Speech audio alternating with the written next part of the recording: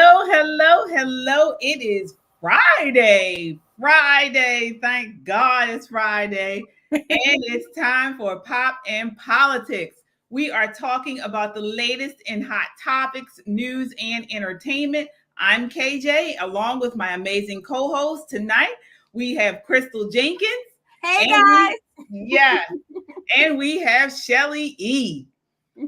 All right. So join the conversation by leaving a comment on YouTube or Twitter. We will check the comments periodically throughout the show. And don't just comment, subscribe.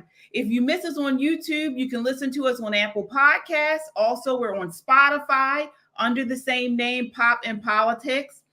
We are also on Rumble. Again, we are an independent media each, and if you want to support what we do, we appreciate the donations. We appreciate the super chatters.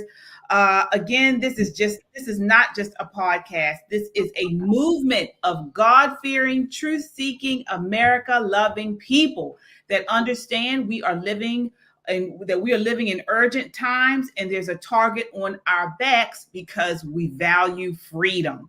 For sure. So again, let's stand together and join the movement, subscribe, and amplify this rallying call for freedom. All right, ladies, how was your day today? How's everybody doing? Just ready to talk about this. Oh my gosh. What people don't know is like we talk about this stuff online. Like our chat history, like we text each other, like, oh, we got to talk about this. Yes, indeed. So I'm going to start off. I know we're going to talk a little bit about just what happened after the State of the Union. And then we're going to also talk about Candace Owens she had a little debate with Chris Cuomo. And then we're going to talk about the occult. We're going to talk about this crazy stuff going on with the boxer, Garcia, Ryan Garcia, right? And just get a little bit into the occult, this Bohemian Grove. It's really some weird, evil stuff. We're going to get into that a little bit, but I want to talk about the State of the Union a little bit more. We got into it last night.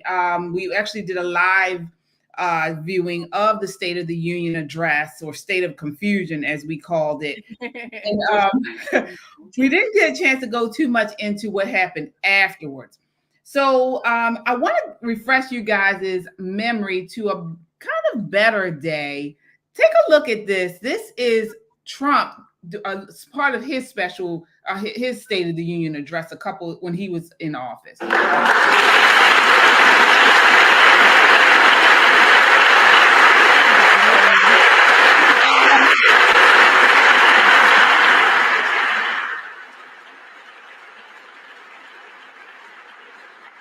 America is the place where anything can happen. America is the place where anyone can rise.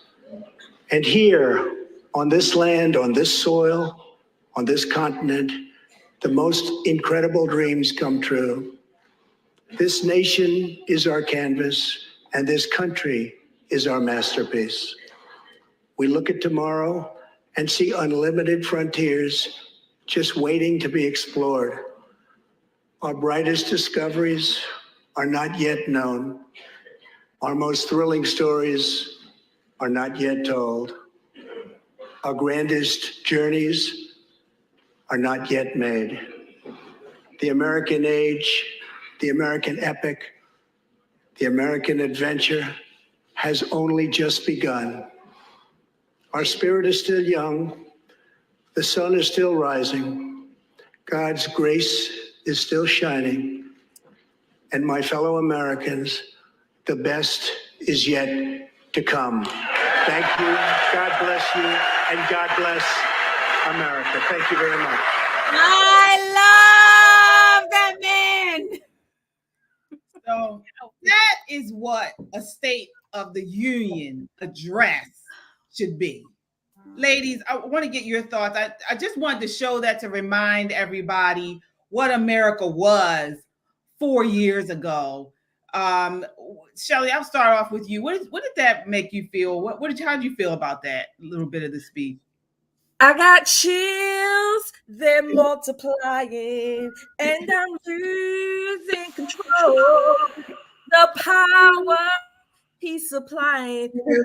Oh, electrifying. That's what it makes me feel like when I hear President, former and soon to be President Donald John Trump.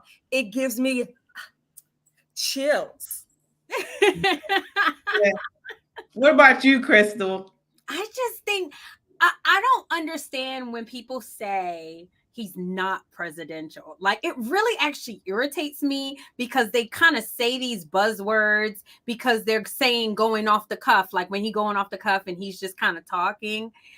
I have never not seen him not be presidential. Like, he's always hopeful, always inspiring. He's a serious person. Like, even though he jokes and he laughs or what, he seriously believes in this country. He believes in the ability for us to rise and make money and become great. And that's what you want. You want dad. Dad will slap you on the head and tell you you're wrong, but dad will tell you you're the fastest, you're the greatest, you're smarter than that. And that's what I see every time I see him speak.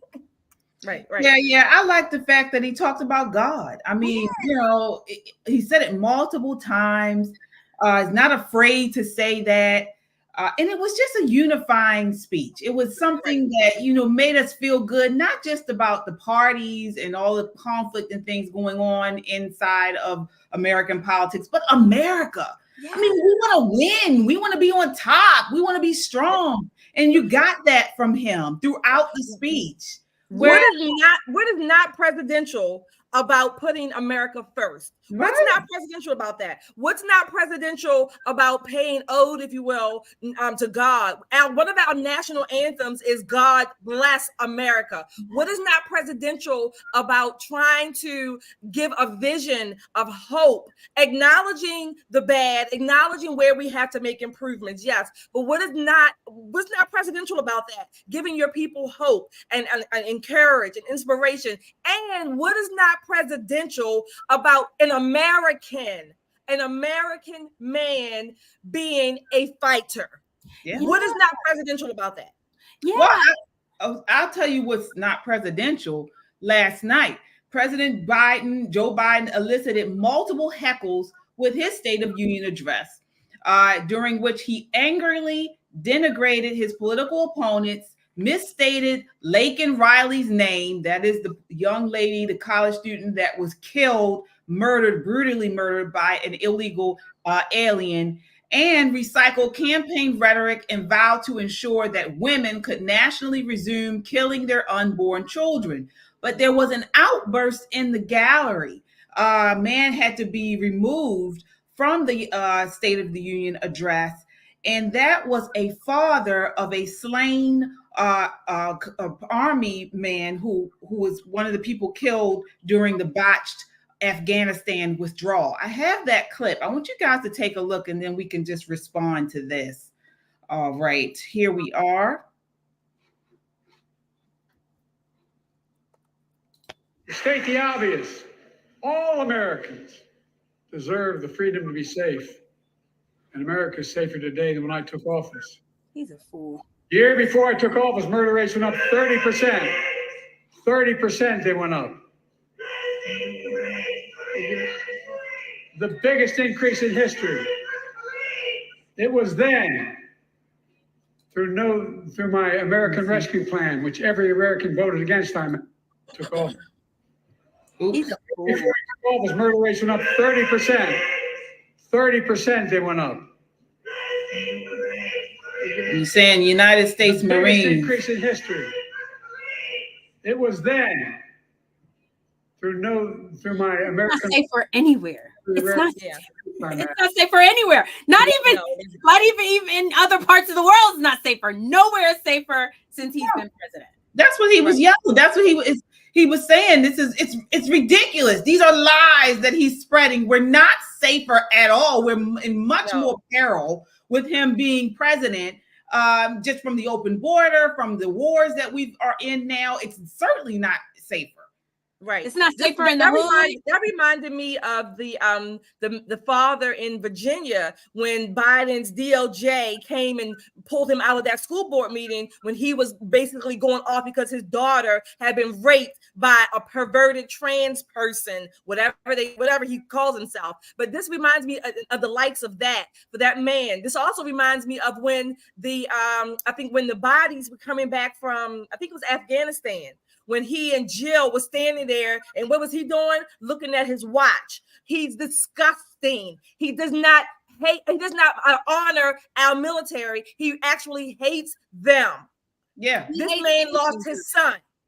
Maybe while he was grieving, instead of ripping him out of there like he was a felon, which they don't do for felons, they actually put them back on the streets, right? They don't do that for felons. But let's just say, instead of ripping him out of there like that, maybe they should have just stepped into the side and just offered him some comfort and condolences. Yeah. Absolutely. I mean, like you mentioned, he was a dad during Biden's administration's botched withdrawal from Afghanistan, an Islamic terrorist who reportedly had been released amid the chaos just days earlier from the Parwan prison at Bagram Air Base, detonated a suicide bomb at Abbey Gate, the last route open for Afghans into the Hamid International Airport, and the suicide bomber killed this man's son, along with, of course, 10 other Marines, a soldier and a sailor. Yeah. And I mean, like, the military isn't safer, schools are not safe. Like for him to say it's safer, I understand how that father would just be infuriated. I don't know if I would have been able to keep it together. I probably wouldn't have gone, because I know I would have probably lost. I know I would be destined to be walked out in handcuffs from a Secret Service, because, like, when you're hearing somebody like that, God bless Mike Johnson, because he was able to keep it together. Like, I would have been losing it. And you guys, sometimes that's needed for people to understand how angry and how disappointed in his performance. And honestly, he could not be happy, and he could not be encouraging, uplifting, because we are on a losing team. Like, that's just the truth. What is he going to say? All he could do last night was blame. That's all he could do. Right. To me, again, the way they did that man, and I'm not even talking about his grief. His grief is certainly understandable in as much as we can understand it, right? Yeah. But to me, the way they responded was characteristic of the Democrat Party in general, or the left in general. They normalize death and destruction. Yeah, that's what they normalize. So to them, your children, my children, anybody else's child being murdered, killed unnecessarily, so certainly, because of their policies, this is just par for the course. They're just taking one on the chin for the team. Yeah. And speaking of that, in response, we also have a clip of Pelosi, old speaker, Nancy Pelosi, responding. They're asking her about Marjorie Taylor Greene making Biden say the name of Laken Riley. And look at this response. Take a look here. Your colleagues across the aisle had, and he had one of those buttons. We believe it was given to him by Marjorie Taylor Greene. And when she said something to him during his speech, he responded. I think we have that. Let's listen to it. I didn't see any Republican buttons. Lincoln, the best moment of the night. Riley, an innocent young woman who was killed by an illegal. That's right. But how many of thousands of people being killed by illegals? To her parents, I say, my heart goes out to you, having lost children myself. I understand. Boy. Now, you should have said undocumented, but that's not a big thing, okay? What's the big thing about it? No, I actually wasn't even going to ask about that. I was just going to ask more about the moment, but you do think that he should have said undocumented? That wasn't going to be my question. Well, we usually say undocumented. He said illegal. I don't think it's a big deal. Okay. I don't think it's a big deal. But more broadly. Because I think his focus was on the sympathy for the family. Yeah. But it's a terrible tragedy. That was, and see, she caught herself. She realized how callous, how just I don't even know what the word would be. Just callous. That was like that she cold. was cold, right, Shelly? And you want everybody. Oh, sorry. Go ahead. No, you go. I wanted to say, and she want everybody to care about her and her husband when something happens to him. He's not even dead. I remember that. Yeah. This is a cold woman. And this is the Democrats, though. They're always worried about words because they have to control the narrative by these words, by the language that we use. So she caught on to, he didn't say illegal, undocumented. Like Lincoln Riley and her family give a good damn about that. Yeah. Like we care about him. People to the left, people, again, they are just, what do they call it? Collateral damage. They're taking one for the Marxist team agenda, leftist agenda. First of all, the fact that he said illegal, that's what we say. They are illegal. They're illegal. They're illegal. That's what they are. Illegal. That's what they are. Call them what they are. So I think he slipped up because he should have said, to their standards, undocumented or whatever other word they come up with. But the fact that she honed in on that, not once in that little clip that I just saw, did Nancy Pelosi even say Lincoln Riley's name.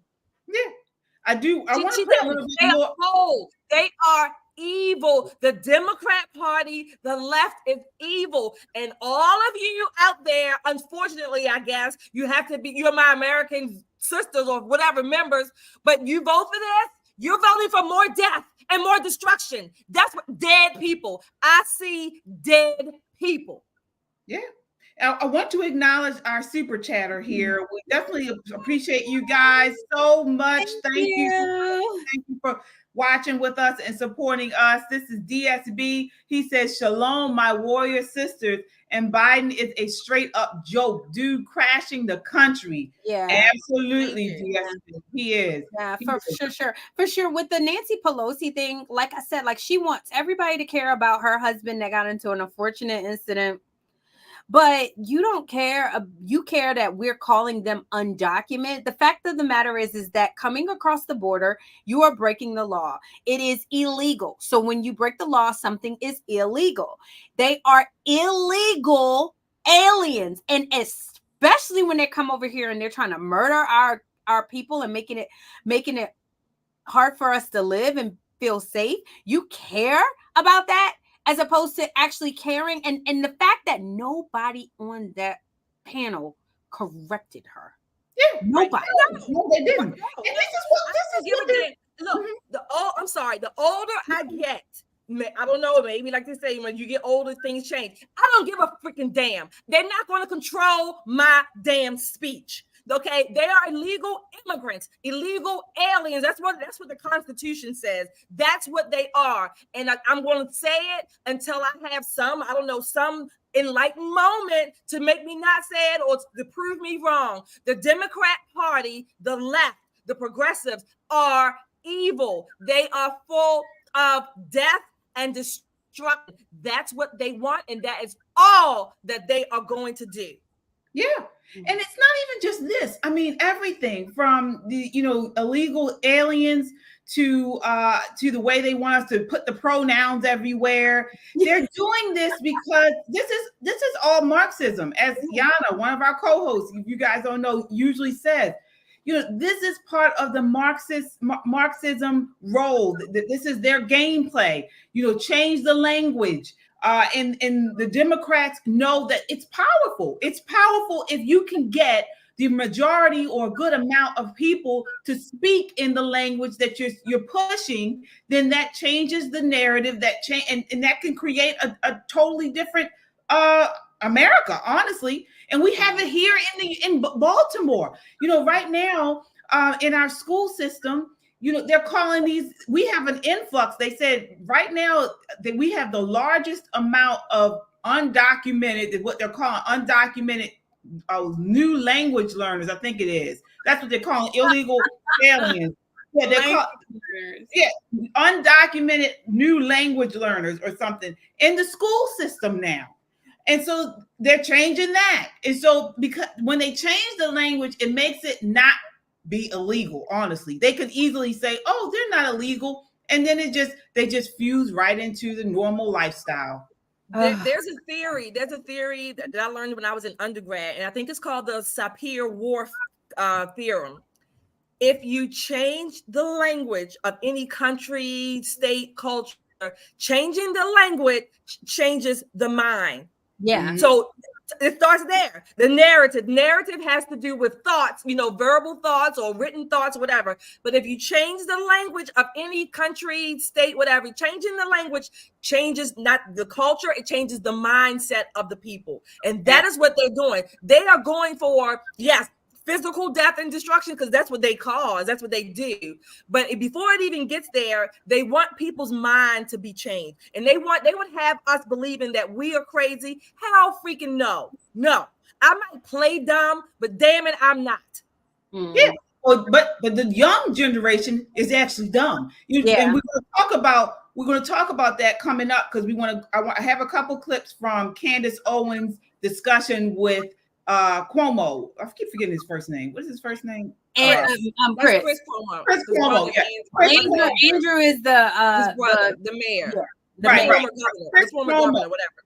Right. She's talked about that. She talked about how the goal of the left is to dumb down the electorate. This is why, these teacher unions and these inner city kids, primarily within the Black culture, they're not educating our children. Our kids are not getting a good education in the public school system. You have here in Baltimore is just one city where many of the children in Baltimore City are reading below grade level. They want this so they can control them. This is what they want. Yeah, it's so bad. And you know what? I was reading something that said this is one generation, guys. Look at the damage that is done to our children in one generation. Like the fact that our children can't read, they're overweight, they're violent. I mean, like, I'm watching videos, you guys, online of kids punching teachers. Like, can you even imagine that, you guys, when we were growing up? Like, you taking your fist and punching any adult, but a teacher, right? Like, and so the fact that they are dumbing us down. I mean, that's one of the things that come with being uneducated. They talk about the prison systems and how most of the people that are in prison, I think it's like 90% or 85% of them are mentally retarded. Like they're dumb. Right. You can't control yourself. You can't control your behavior. You can't reason. You can't say, hey, I don't think this is a good idea. This is probably not a good. And that is what they are causing. And it's going to really cause these poor children to be slaves. I mean, like, seriously, that's where we're going back. Yeah. It's like to me, it's like the law of gravity, on people. It takes much work to build up things, but how it can fall down very quickly. So these generations, like you said, this next generation, look how quickly it has descended to this. Yeah, one generation. Yeah, one generation, but all the time, effort, people over centuries centuries have built up to what our country is and what we've had, and look how quickly it is falling. I know. And it has been quickened by the scamdemic. This was all planned. I mean, the scamdemic has the lockdowns, the way they did our children in the education system all across the country. They have created, like you guys said, more obesity, more mental health issues. They've the amount of people that have lost learning, not just with K through 12, but even the newborns. Yes. Because of the masking, they lost a lot of the learning capabilities. I mean, it's endless, and this is all brought on. I want to go into that a little bit more later, but I do want to talk about, I know you guys had mentioned the response from the Republican Party. So the lady who responded, we talked about it a little bit last night. I can't remember. me and Shelly both put our head down because we had to go back and watch it again, guys. Like, no, seriously. Like, fam, we had to watch it again because we felt like we were really harsh on them, KJ. And KJ said we were being harsh, but I went back and watched it again. No, we were not. She's the youngest senator from Alabama, I believe. That's your first problem. That's your first problem right there. Like we just said, the younger generation. I don't even know if embarrassing captures it, right? Yeah. I don't know if you all remember, there used to be a show called, I think, The V, and they were really like, right? And remember sometime when they would start to, I don't know what you call it, their V, whatever, would start coming out, they kind of go through these conniptions. That's what she kind of reminded me of doing. That's what she reminded me of doing. Who watched that and said, hey, I think it'll be a good idea for you to be sitting in your kitchen? And she's not even eloquent. Like, I looked at some of her stuff that she said on Capitol. She's not an eloquent speaker. She's not an inspiring speaker. I'm sure she's probably a really good person. You guys, this has nothing to do with it. Yeah. But we have to show strength. We have to show inspiration. And oh my God, it was so bad. It was so bad. And let's put a plug in. We were the first ones to call it out. Yeah. Right. Yeah, we did. I will still stand by what I initially said. Again, I agree that she was not good. She wasn't, her delivery didn't deliver well. The whole setting of being in the kitchen didn't look right. But I understand what they were trying to do. They were trying to show an opposition to Biden, the old blubbering Biden, and showing, and you know how the Democrats, the left, is trying to create this narrative. Republicans don't like women. She's young. She's a woman. So they were trying to show the difference, but it wasn't good. It wasn't. Yeah, stop trying too hard. Like that's what kind of worries me a lot about like this Trump and this whole VP pick. I'm not trying to change the subject, but everybody like that's a Republican is like, oh, he needs to choose a woman, or he needs to choose a black person, or he needs to choose somebody that's effective, somebody that works with him, somebody that's loyal. The best person. Yeah, the best person. You guys, we can't go to this whole, we can't play the tactics of the left with identity politics. Oh, she's a woman. Oh, she's in her kitchen. That'll get the soccer moms.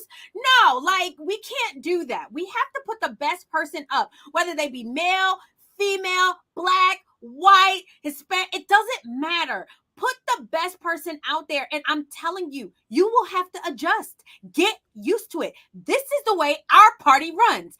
Our party, our Republican Party, we pick the best person. And if it's a host of white people, then so be it. So be it. She was it's a marketing thing though, too. I mean, I get they messed that up. Well, I mean, they do. It's a marketing thing. I mean, generally, when it's politics, and with politics, you have all these TV programs. They're going to be doing the debates. I think it's a combination of it all. You want someone who knows what they're doing. You want someone that Trump respects and that he's going to actually work well with. You want someone that usually with the presidential VP, they come from a part of the country maybe that the president is lacking in, and that they'll get some votes from that area. They may be popular in a certain area where maybe Trump is not so much popular in. So all of it goes into consideration. I mean, I wouldn't look at that as saying you're trying to pick someone. You can play identity politics. No, That's exactly what they did. Yeah, I'm talking about with her. I'm talking about keeping the conversation. That's exactly what they did. It's like, get this. But no, I definitely think she wasn't good. She wasn't good. I mean, if her delivery would have been better, if they would have had somebody like Megyn Kelly on there. Yeah. Oh my God. Yeah. No, they should have had us. Right? Yeah. I mean, they should have had us on there.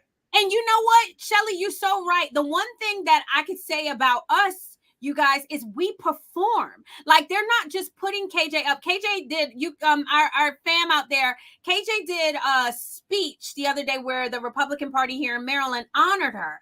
But you should have seen how eloquent she spoke, how passionate she wasn't some loser or but she's black. Oh, but she's nice. She wasn't in the damn table. Exactly. And so we want to be, you guys, brown skin people. And I cook, so I like the kitchen. I'm sorry. Exactly. Brown skin people. We want to be chosen, but we don't want to be chosen when we are not ready, when we're not prepared, when we're not effective. We have to be qualified. And then, yes, absolutely, choose us every day. Well, speaking of somebody that's qualified, I wanted you guys to take a look at this discussion between Candace Owens and Chris Cuomo. Now, firstly, we all have had our kind of like issues with Candace. I know, I love her. Right, for the most part, she's definitely been good, great. She's a great conservative. Yeah. But she wiped the floor with Chris Cuomo on this. And so I want you to take a look at this part here. This is a part where they're talking about the idea of whether or not Chris Cuomo spoke, was very partisan when he was on CNN. I thought this was a good space to start on this. And then I want to get you guys' response. This was a discussion they had on the PBD podcast with Patrick Bet-David. He's also has the Valuetainment channel on YouTube. So take a look. One CNN watcher, but I do know that you're going to live by whatever you're saying right now, because if I can tell you one thing about Trump supporters, they're good on finding the clips and putting it side by side. They were going to have you in 2016 saying something, and then they're going to have you right here saying, I've never said that. You can do it, but just if you got to be right about the clip. If you can ever look backwards and say, I have no regrets, nothing to change, I was great, I just question your sincerity, because I have regrets and changes about every chapter of my life. And so to hear you say that you have none. But that's not what I said. Which is, of course, you said part of the problem. a lot of words to say, I never said anything on the network. Things are being attributed to me that I never did. That's pretty much what your answer was, But that's also the truth. Okay. I don't. Like I said, the Trump supporters are fast. Before we get up from this table, they're going to have something you said next to you saying that. I'm just telling you. That's why I always try to be honest.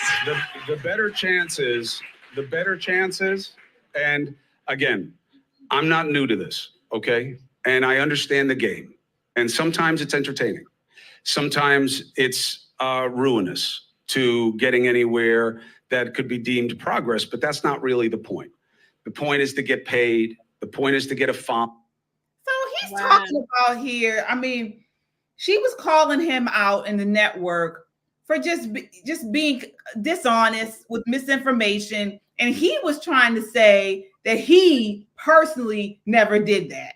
He had always was pretty much, right in the middle with his audience, and that he never really talked badly about conservatives, Republicans, and Trump supporters, which I thought he was lying. Okay. Actually, I got a little bit more to finish on that interview, but actually, I think I am not a Chris Cuomo or certainly his brother fan. I don't think he did a bad job in that with Candace Owens.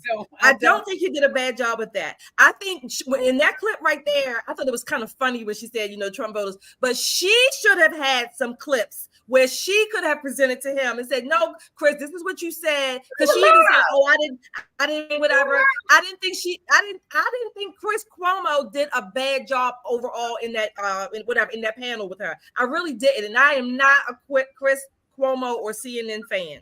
Well, I thought he was definitely more likable, more personable. I did think that his delivery was, that's what I'm talking about, delivery. His delivery was much better. But to me, she came at him, like when she started getting into all of the stuff, the facts, the details, he couldn't hang with her. He couldn't hang. Do we have the next clip when they were talking about when she mentioned Putin and Tucker? I thought about you. Yes, I do have that. That was one part I agree. I was going to ask you guys about that. I did agree with him on that part. Let me get to that. So I think Candace,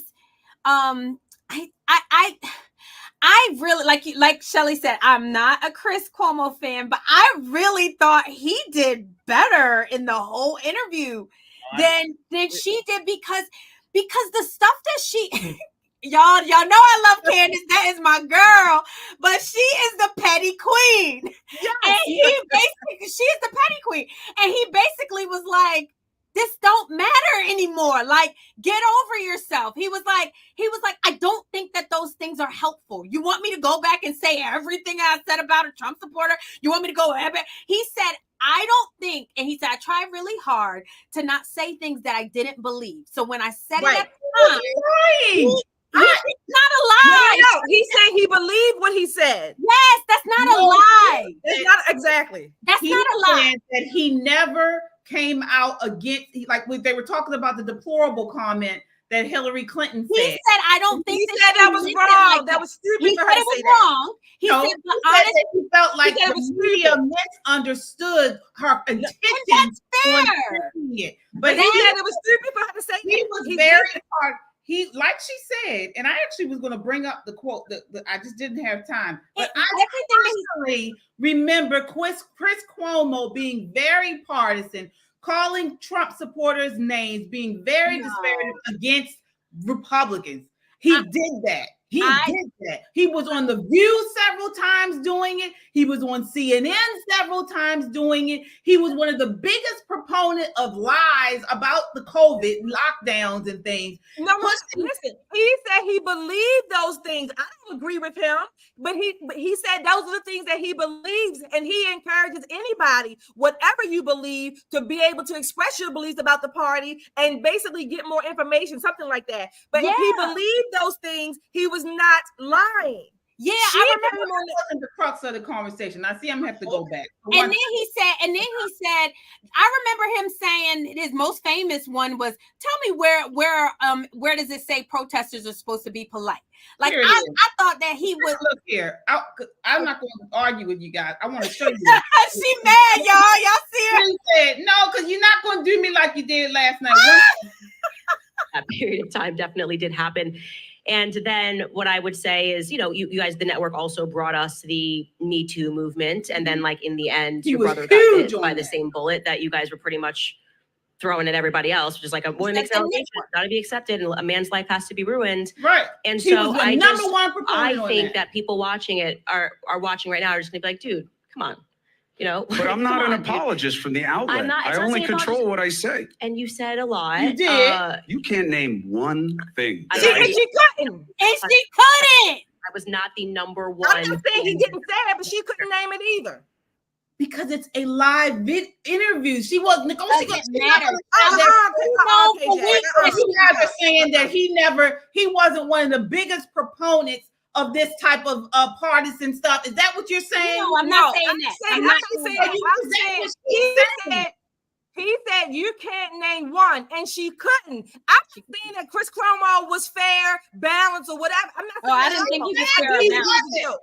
She's saying that he was not, and he's saying he was. It was in a court of law, we call that he say, she say. And he didn't say that he was balanced. He said at the time, I believed what I thought. Here he is. 1 second. KJ, just because Candace Owens says it doesn't mean that he's not going to say, no, I didn't. So what? I remember him saying this stuff. I remember him on The View pushing the lies. But she didn't have one example to give him. So her saying that is moot. It's a moot point. It is, because I remember him saying it. I remember him him being very left-leaning. Lying. It wasn't the network. He was right along with them. That's not fair. What we're saying. You're missing that's not fair. That's not fair. What are you saying? Because what I'm saying is, look, just because basically Candace is accusing him and he's saying, no, where's your proof? What is Candace accusing him of? She's accusing him of what she said. He said these things. He was a proponent of it. Again, listen. I'm not saying that he didn't say it. But because you accuse somebody of something, she didn't have the proof to back up what her accusation was. She was saying. You're missing the point of what she. What are you saying? Her point was. I'm not. I'll tell you what I think her point was. The point she was making is, are you prepared to apologize for some of the things that you said about Trump supporters and leftists? And she said like the Me Too movement, and then you ended up being a victim of it. Like she said, and he basically said, so freaking what? It's over. It's done. And that's what I actually agree with him. There was so many other things that they could have been talking about. And she used her platform to be dangling in your face to be petty. And I love her. Don't get me wrong. But it's like, he was just like, so what?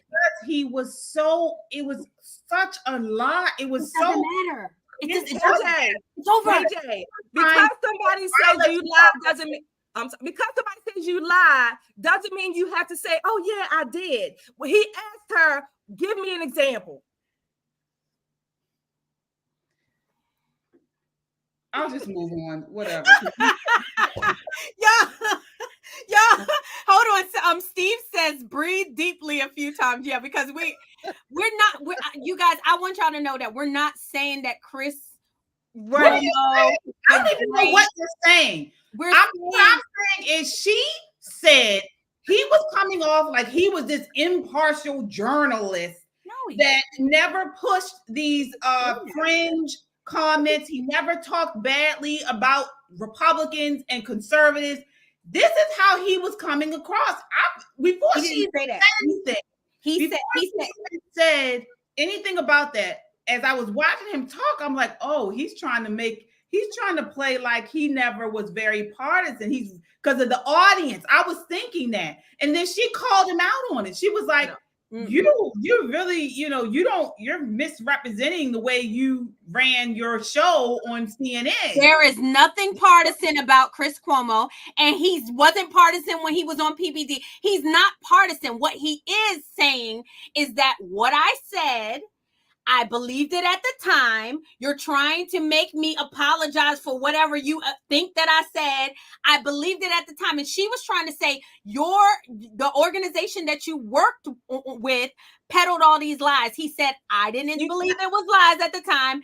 You can't hold me responsible for the network. Exactly. That's all he was saying. And that's fair. Wait, she's saying, no, it wasn't the network. It was you who were peddling the lie. Okay, right now, right there, KJ. She said, no, it wasn't the network, it was you. I agree with her in the sense, I know Chris Cuomo, I'm not know him personally, but I believe that he is partisan, but I also believe that when he asked her for an example, she said, I don't have any. So that's a moot point. It's like net zero. I agree. I just felt like there was so many when we all know that's what he did. I thought of course we might know that, but just because, but if KJ, it's like when you go to a court of law, you can accuse all you want. Everybody and their mother knows that he was pushing lies, and he did it. But she was talking to him, KJ, on that panel. He should have been prepared. Let's just move on. I'll move on here. It was a useless interview. Like I felt like we can move on. I think that it's important that we talk about, like, are we really using their platform to talk about this? Like it was like there was so many other things that they needs to be called out. No, he doesn't. He's a grown man. He doesn't need to be called out.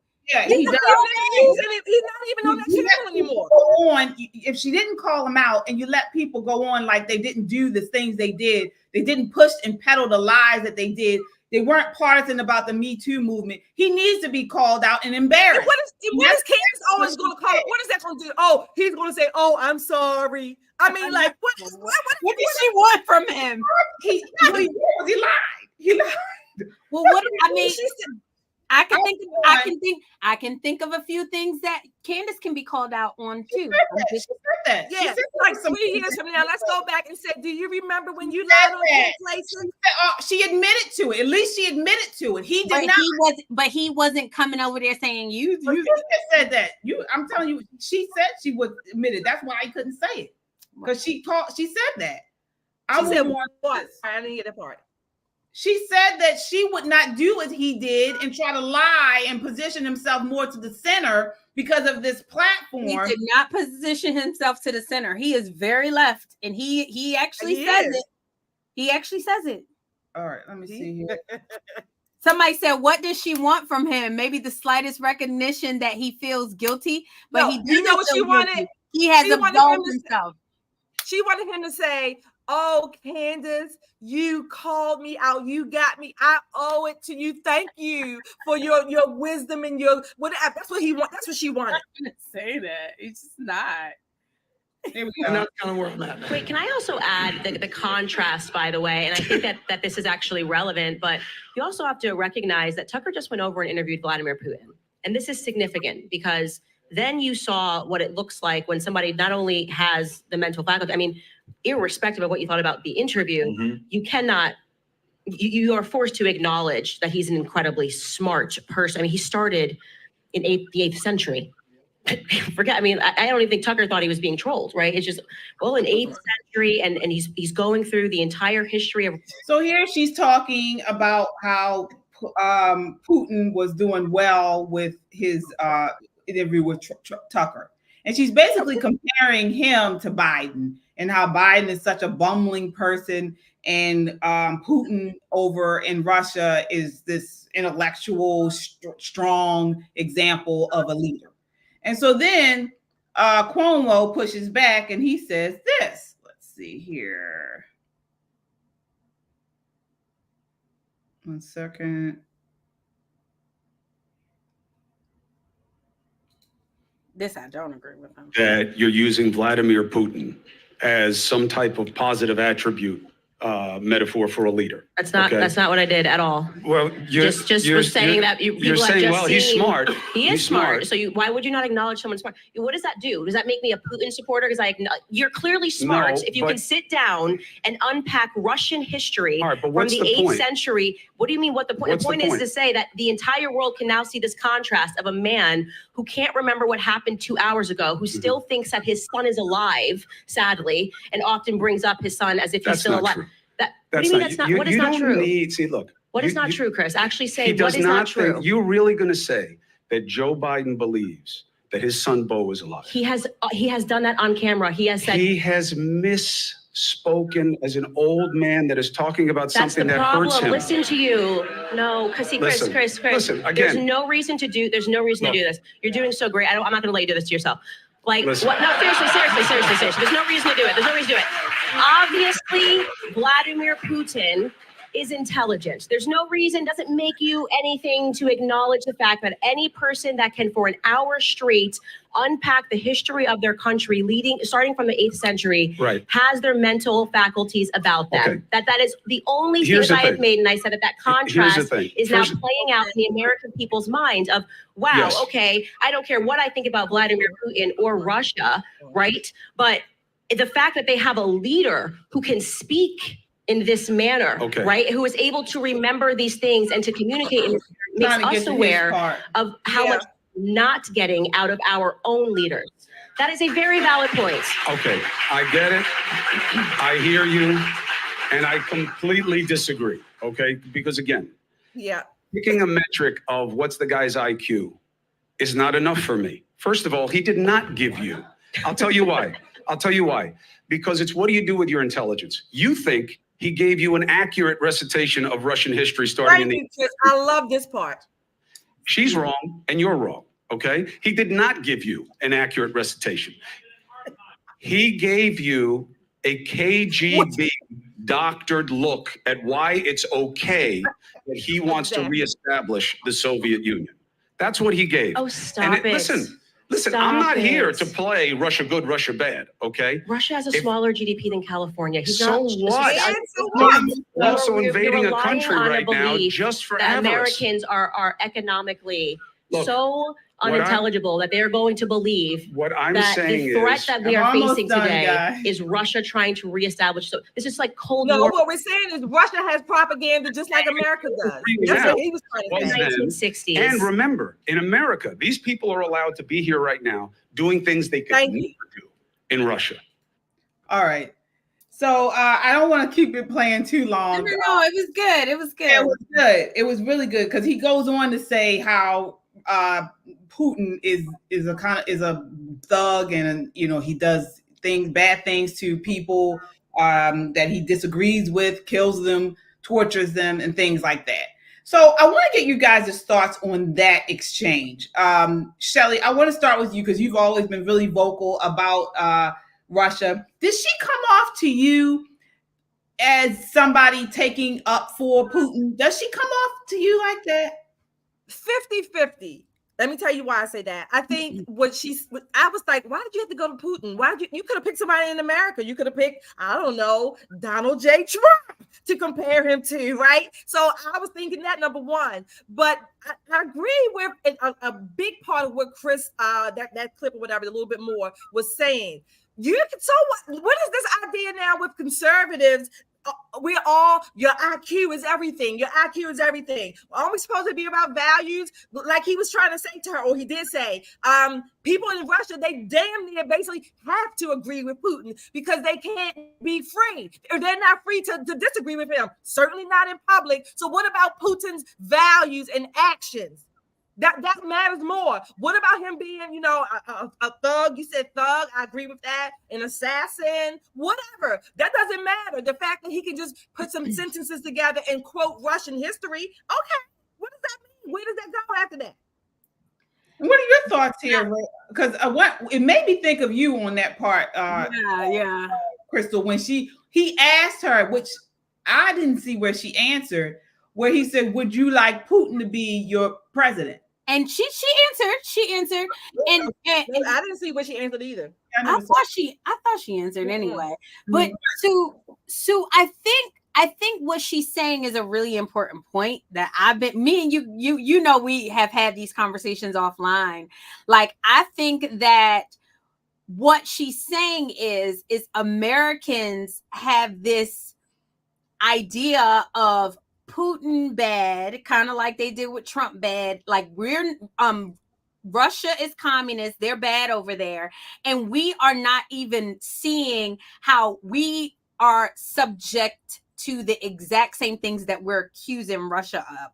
And she wasn't saying that Putin was a good person or a bad person, because I think we don't know, honestly. We only know what our media tells us. We only know what our media tells us. And she was saying, but you have to think about IQ when you're talking about a leader. I'm sorry.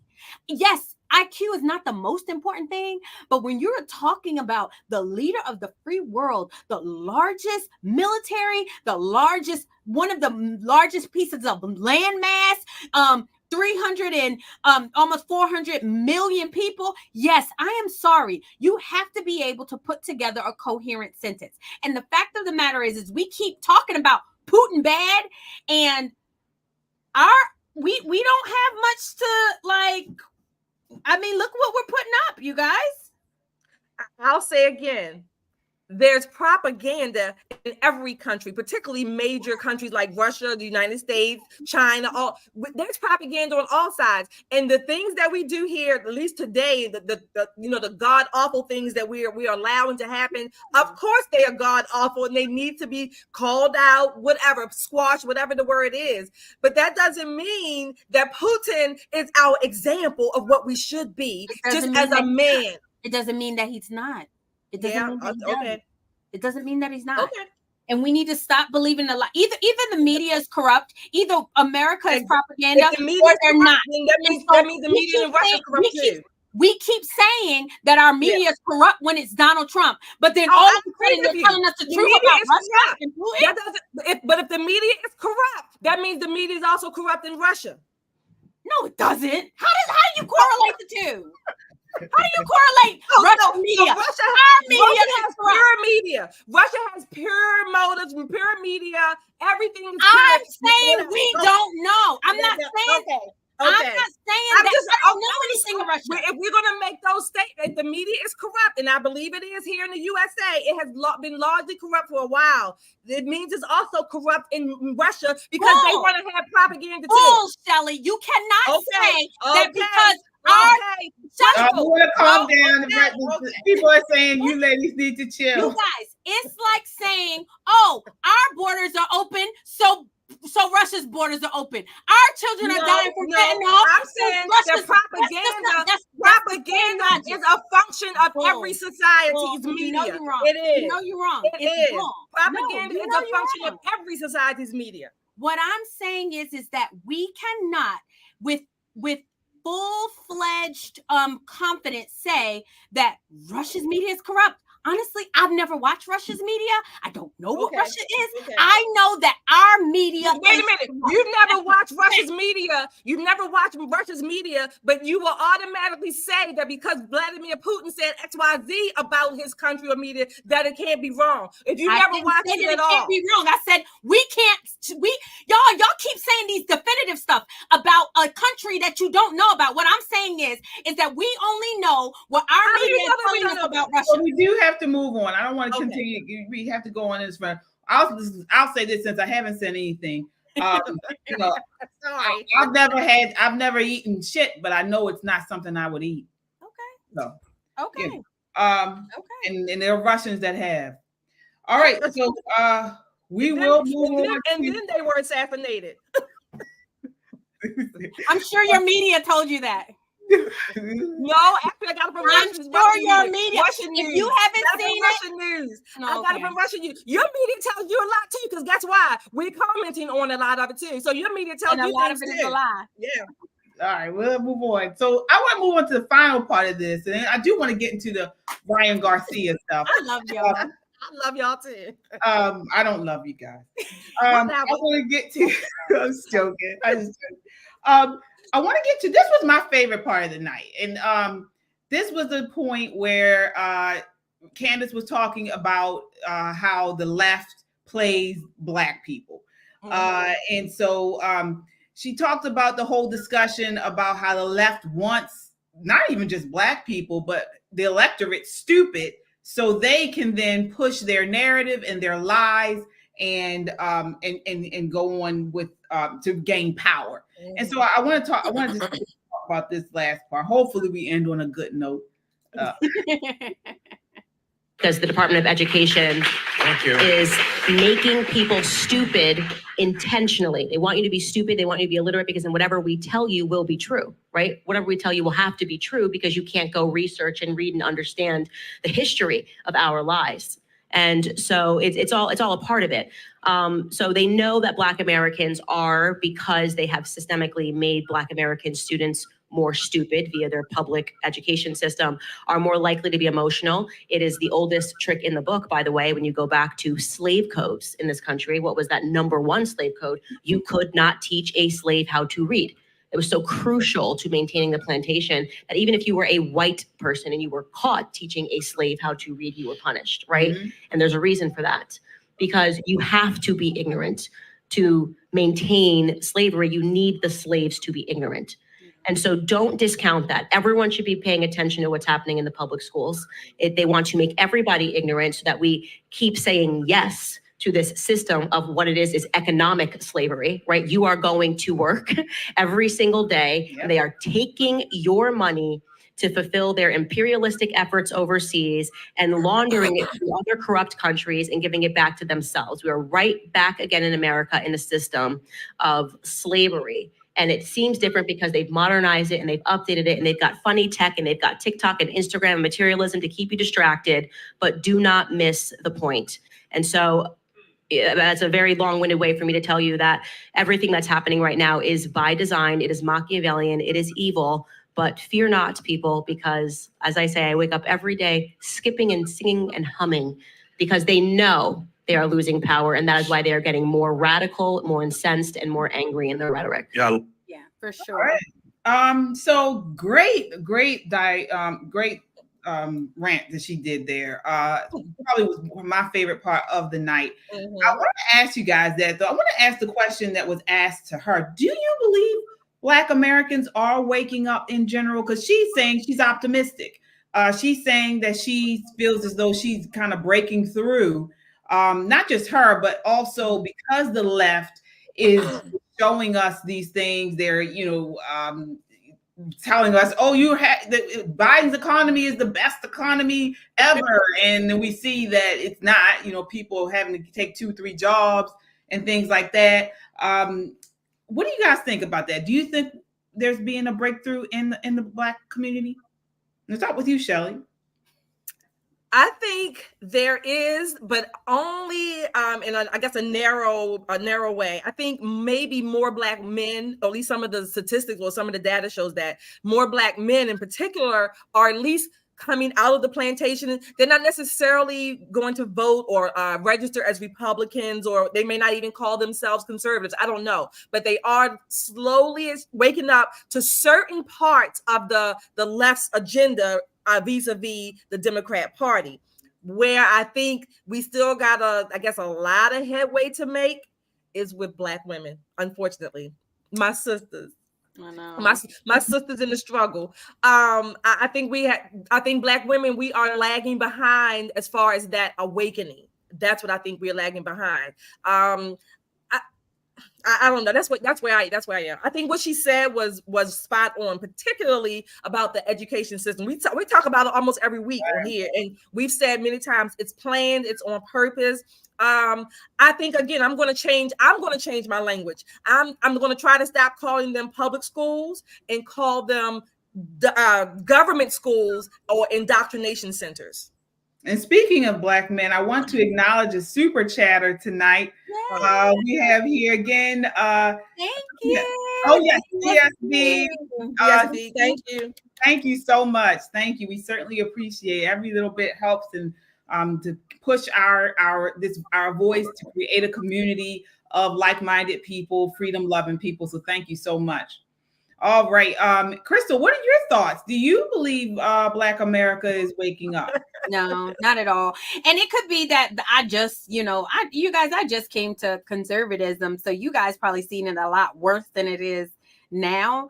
But the way that I see it, I mean, the ignorance is so ingrained in the community. I mean, in the music, in the culture. And so I think that to people, it seems that because they are willing to listen or because they are willing to say, yeah, that makes sense, then that could indicate that there is some awakening. But awakening is going to start when you start moving in the direction to self-sufficiency, going back to God, going back to the Constitution, and when I say we are so far away from that, it ain't even funny. I am not going to be surprised when this election happens and the quote unquote Black community or the Black men that are waking up. It's just, I don't know, you guys. I really. What do you mean? We see it every day. You guys, we live in Baltimore. So this is where our thoughts are coming from. Like all of us, we live in this area. And I mean, the ignorance is so deep.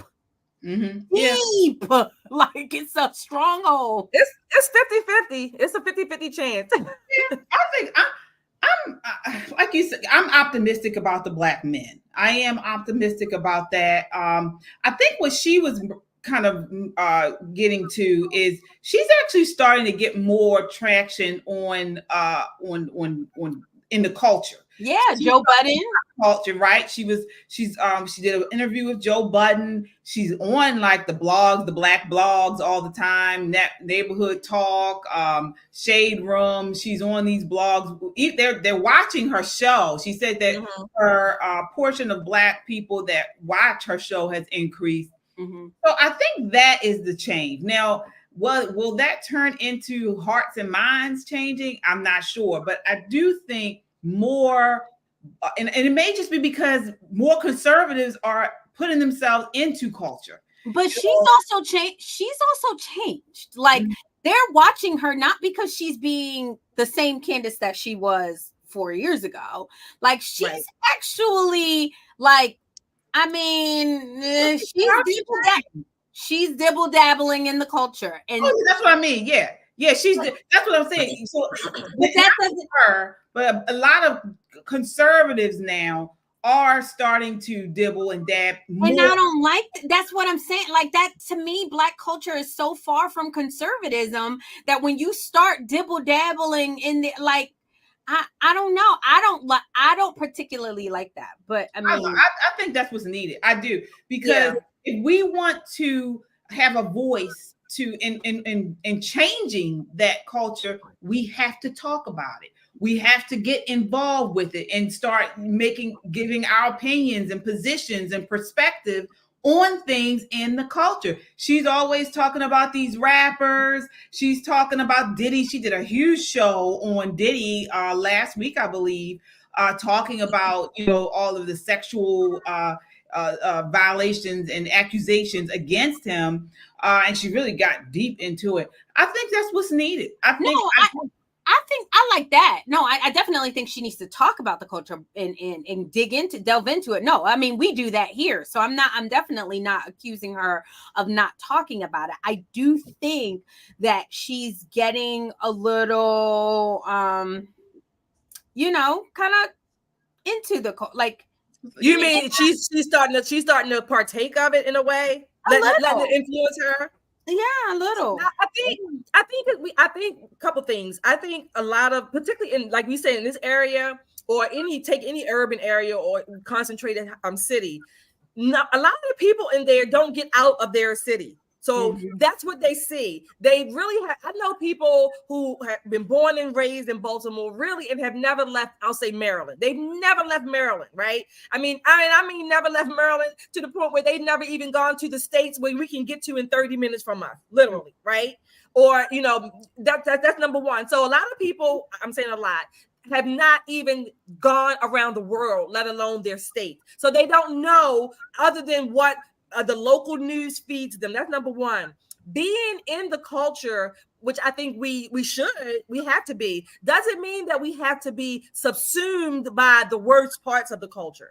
I'm not one. I've never believed that just because it's your tradition and your history, all your traditions don't have to be brought forward. Some of them you can leave behind, but you have to be in the culture to have a part of it, to influence it, and still know who you are, be who you are. Well, no, I'm not talking about that. I'm talking about she's moved away from a lot of the things that conservatives liked about her. Donald Trump, she's kind of moved away from him. She started saying things about Palestine. And like, you get what I'm saying? That there's key things to me that she's like, that I don't particularly feel like you have to do in order to continue to reach the Black community. But I mean, she's doing her. Now that part, Crystal, as far as Candace, I don't think that's her trying to influence the culture. I think she's just moved. I think she has moved further a little bit, if you want to call it, to the right, as far as on that level. But that's again, what I mean, like, to be more palatable to Black people, she's not as hardcore Republican / conservative to me. That's why I said she's changed, and I don't know if they're able to take her. But because that's the thing. He said something. I'll take myself. I don't go, quote unquote, into the culture with the mindset I'm trying to be palatable to Black people. I don't give a goddamn. I ain't trying to be palatable to nobody. I'm just going to be who I am. Right? I'm going to be who I am, and there are parts of the culture, if you will, Black culture, that I won't participate in, and there's some parts of it I think they're beautiful, it's fun, whatever. I can do that. Come what may. Yeah, if you're gonna like me, you're gonna like me Trump supporting. You're gonna like me saying Gaza Strip need to be condos on that bad boy. That I don't care nothing about Palestine. Sorry, good luck. I mean, you get what I'm saying? Like, I'm not going to like move away from my team. Essentially, like I believe a lot in loyalty. I'm not gonna move away from my team in order to like. Right. Yep. And I do want to get into the Ryan Garcia topic a little bit, because this is actually talking about culture. Wait a minute, we have another super chatter first. Oh, we do. Okay. Let me please acknowledge this to Dusty. Oh, Dusty B. We have thank you, Dusty. Thank you for the support. Thank you so much. Yes, thanks guys for hanging out with us on a Friday night. I know. It's late night Friday night. So thank you so much for hanging with us. I want to get into this occult and this stuff going on with Ryan Garcia. It's really, really crazy. So talking about this champion boxer. This is according to Daily Caller. Ryan Garcia claims elites tied him down and forced him to watch child rape in Bohemian Grove. He did like a weird interview this week with Andrew Tate. And so he basically claimed that unnamed elites tied him down and forced him to watch them rape children at the infamous Bohemian Grove. He said it on Twitter. Here's the audio of what went down. Let's see here.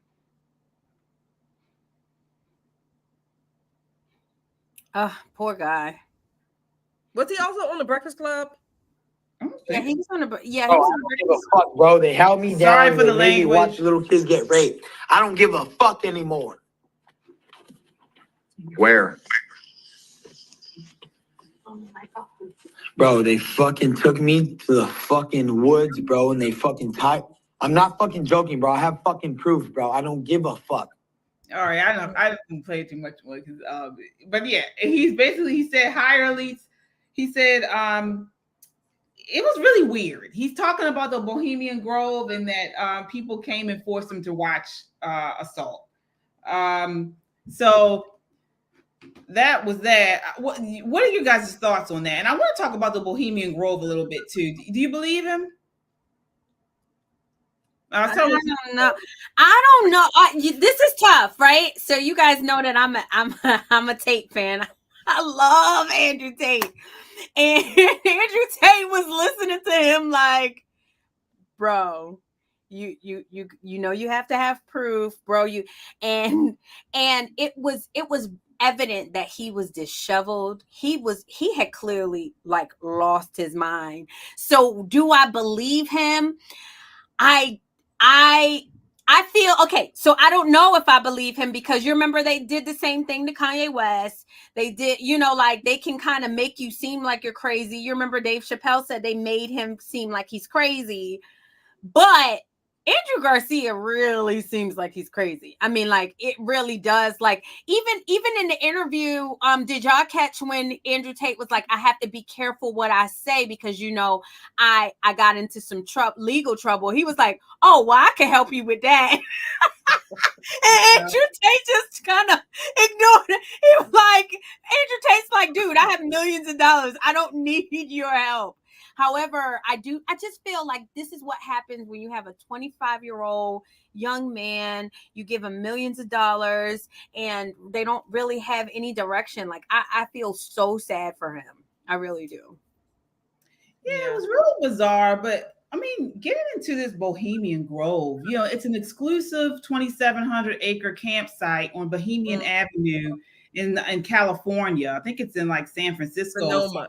Oh. And according to the club's website, the vast redwood forest retreat includes trails, rivers, access, and outdoor theatrical dining venues. But a lot of crazy stuff has been talked about this. A lot of occult rituals have gone down here. It has been a long time retreat for, the who's who in society. It actually dated back to 1872. Mark Twain was an early member. The first camp at what is known as Bohemian Grove came before the turn of the 20th century. I mean, this place has been kind of like the who's who for influential people. I mean, from Mark Twain to several presidents go here. It's included Herbert Hoover, Ronald Reagan, Richard Nixon. It's supposed to be they do like ritualistic things at these places. What are your thoughts on this? Have you guys been following, what was going on here over the years? Look, this young guy, I don't know, put it like this.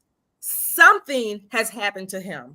Yeah. Whether it was at Bohemian Grove or anywhere else, wherever else in his life, I don't know. But I'm certain that something has happened to him. That's number one. Number two, Bohemian Grove, like you said, it's been there since the 1800s, right? I don't know what goes on at Bohemian Grove, and I actually don't hear about it regularly. And that is part of I don't know if it's a problem. That's part of the mystery about the place because it's so closed off. But if you want to call it elites, wealthy people have always had enclaves to themselves, right?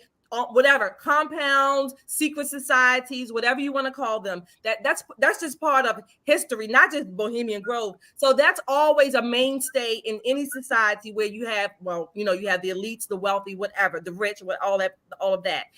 A lot of this stuff that's alleged to have gone on, I don't know. I'm not saying it doesn't happen, but something clearly has happened to Ryan Garcia. Whether or not it happened at Bohemian Grove or wherever it happened, I don't know. Yeah, Alex Jones. The first time that I heard about it was Alex Jones, and I used to think Alex Jones was crazy, y'all. I used to think he's crazy. Now I don't think he's crazy. I don't think he's crazy at all. And so that's why I'm kind of struggling, because if Alex Jones said it, it's probably a real thing. And now whether or not that is what Ryan Garcia is experiencing, right? I don't know, because he sounds really out of it. He sounds really out of it. And I think it was on PBD podcast. He said PBD was saying he didn't start acting like this until he started hanging out with Mayweather. Yeah, I mean, who knows? I mean, as far as this whole secret society and thing, I definitely believe it's true. You know, I believe that stuff goes on, and you don't even have to deal with Alex Jones. Back in 1876, the British Prime Minister, Benjamin Disraeli, said, and I quote here, "The governments of the present day have to deal not merely with other governments, with emperors, kings, and ministers, but also with the secret societies which have everywhere their unscrupulous agents and can at the last moment upset all the government's plans."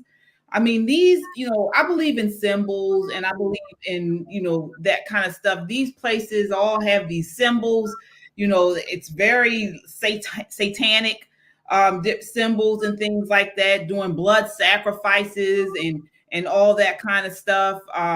A lot of this stuff is used to, as we've seen with Jeffrey Epstein, it's used to blackmail these elites, blackmail these leaders, so that this stuff, to make them do certain things. So I definitely believe this stuff is happening. Now, whether it happened to him, I don't know. I mean, I don't know much about this guy, but to me, it's one red flag is if someone has always been sane and then all of a sudden start acting weird and talking out of their mind, something happened to him. He's a boxer, right?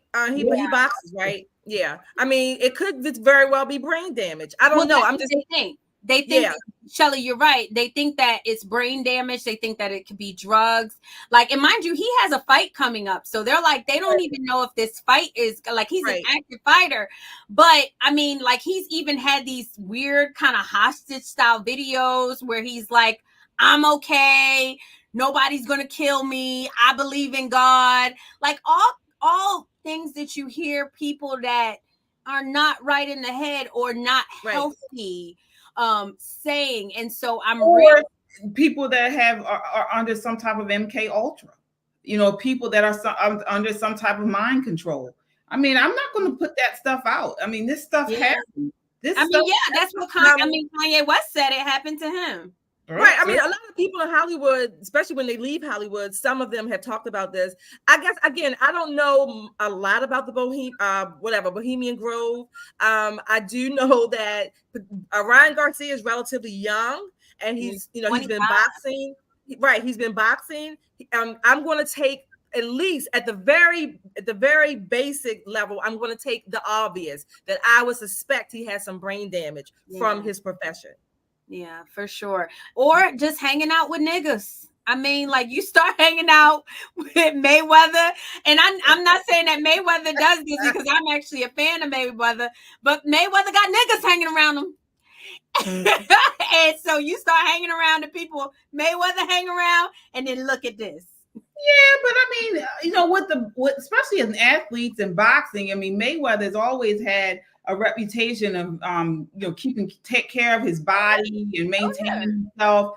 You know, even when, you know, Tank is from Baltimore, the fighter I think he's like he carries the lightweight belt for boxing right now, and he went on interviews and talking about how Mayweather is really hard on his boxers. You know, he doesn't eat clean, you know, no drugs, no alcohol, things like that. So I don't know. I mean, to me, it would be kind of off if he was doing drugs or alcohol as a boxer, but it's not uncommon. No, I'm just saying the people, especially while he's preparing for a fight. I wouldn't put that on Mayweather. It's definitely the people around him. Like, Mhm. I believe that men are at their healthiest when they have a community of people. This guy is definitely either really alone, he's and lost, and I'm really praying that whoever he's around helps. Right. Yeah, I agree. We have 2 new super chatters too. Oh yes, go ahead. Where is All right, we have DSB again. Thank you. Says take away their money. Take away their money, and they couldn't boil water in a pot. They're not elite's family. Okay, thank you, DSB. Yeah. And we have DSB again here. Definitely a lot of witchcraft involved. Thank you. Yeah. I wouldn't put that out. I certainly wouldn't put that out. Yeah, I definitely believe in that. And we want to keep him lifted up in prayer because he talks about Jesus and God and things like that. So he may just be dealing with what they say, powers and principalities, I believe it says in the Bible. High places. Yeah, so rulers of darkness. Yeah. We have to, keep that. That is something that can definitely occur. He has twins. He's a father. Like he has twins. Yeah, he has twins, and him and his wife just got divorced a couple months ago. Oh, you can add that stress in too. He's got a lot of problems, and I don't know. And then you give him $40 million. Right. Yeah. So, all right. Well, we will. We have reached the end of the night. So thank you guys for watching and hanging out with us. Any last thoughts, ladies? That was you, Crystal. Any last thoughts? Any last thoughts, you guys?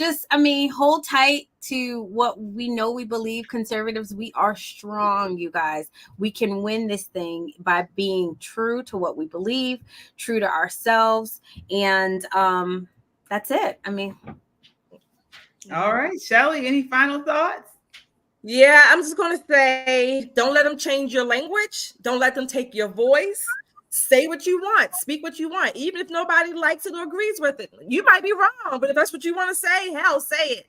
But in the meantime, strap up. If you need to know how, send me a message. I'll let you know how. For sure. All right. And I'll say the same thing. Thank you guys for watching. Again, we definitely are trying to build a community here of God-fearing truth seekers who value in freedom. We do that. And so please continue to support. Thank you so much for hanging out with us on a Friday night. They pop back up before the weekend is over. So hit that notification bell so you know when we go live.